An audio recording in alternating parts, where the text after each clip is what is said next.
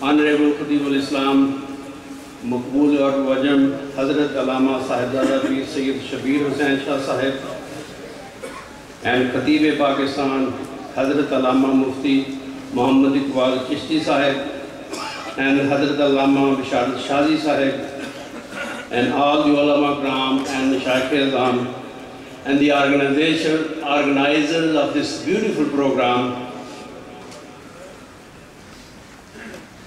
And I think he has mentioned quite a few names already: Chaudhry Muhammad Parvez Ashraf, Muhammad Shafiq Mar, and all of us who are gathered over here. Assalamu alaikum wa rahmatullahi wa barakatuh. Basically, my concern, and you are going to hear beautiful things about the Shahadat Imam Hussain radiyallahu ta'ala anhu, his sacrifices, and Mufti Muhammad Iqbal Chishti Sahib.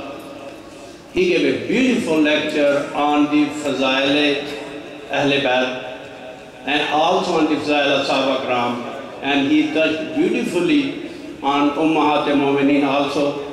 So I really don't have to go into detail of those. My basic concern is we as Muslims, we as American Muslims, we as Pakistani American Muslims, we want to send a message through this conference and also through the Muslim Council of North America and also through the Muslims living in America, that whatever happening in Pakistan today, as all of us know, today is the 16th of the Muharram, and this month, the first month of the Islamic calendar, it is full of pain, full of tragedy, and history is full of it.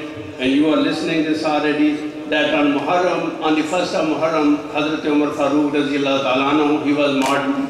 And also on the 10th of Muharram, the day of Ashura, when Hazrat Imam Hussain, Ali Maqam, Imam Hazrat Imam Hussain radiyallahu ta'ala anhu, he was martyred in the Karbala. You are going to hear the detail from Shah Sahib. And also so many things happened on the 10th of Ashura. As most of you know, I don't have to go into the details of this, that is the day when Hazrat Isa alayhi salam, Hazrat Musa alayhi salam, Hazrat Ibrahim alayhi salam, they were all born. And that is the day when Hazrat Adam alayhi salam's dua was also accepted. And that is the day when Hazrat Yunus alayhi salam's qawm, the dua was accepted, and so many things. Even the first rain happened on the 10th of the Ashura.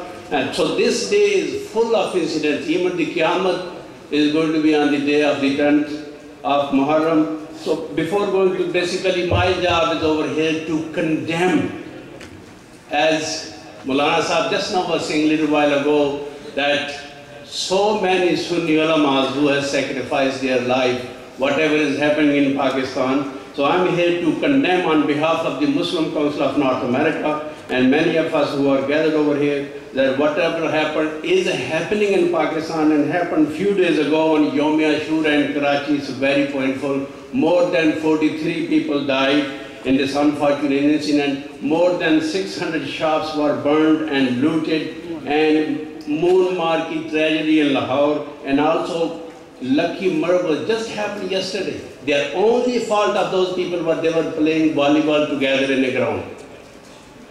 Are they Muslims, whoever are doing that? I will not call them Muslims. People say they are extremists. They are not even extremist Muslims. No Islam, no Hadith, and Quran Kareem does not say you go and kill innocent people.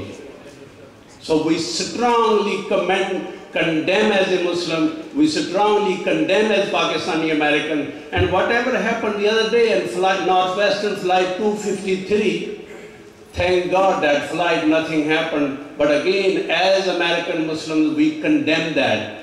Islam does not say to do that. And there is no place in Islam that you go and kill the innocent people.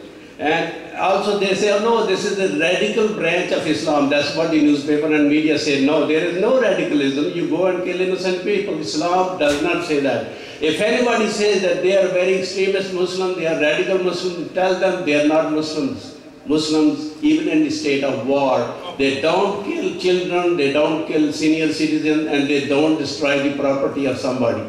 And these people are doing everything, so they are against Islam. We don't call them Muslims. And then also, I want to bring to your attention and also to the attention of government of Pakistan that Pakistan is having gigantic challenges. They are facing economic, moral and war crisis in Pakistan, and we see the things, it's already democratic government for 2.5 years and nothing is happening. Did anybody here lately where is the Parliament of Pakistan? Nowhere to be found. The only branch of government which is working is your Chief Justice and the justice system, otherwise everybody is asleep. So we tell the parliamentarian to come and play their role.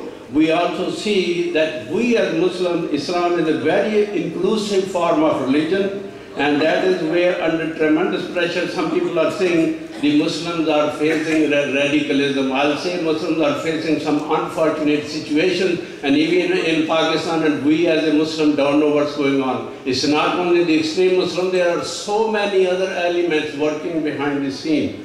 But what we call Islam is about inclusion, tolerance and community. That is the definition of Islam. And we also see that in Pakistan, executive and legislative branch of the government is on vacation. Why we say so?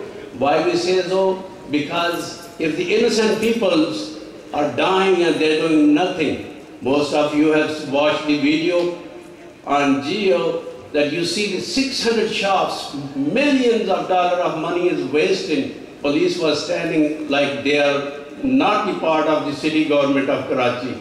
If this happens in New York, you know what will happen? Commissioner Raymond Kelly will be fired next morning. Did anything happen to the police chief or anybody in Karachi? Nothing. So we call it government is very, very ineffective. I don't want to take much time because I'm very anxious to hear Shah Saab's speech. So all we say that the government of America, especially the Obama administration, they should see and enforce some checks and balances in Pakistan, and they should support the people of Pakistan, not the leaders of the government of Pakistan. They should make strong the different departments of the government, but not the department heads. Why? Because all those department heads who are the direct, they have the direct deposits in Switzerland. So we want the money should go to the people of Pakistan. Thank you very much.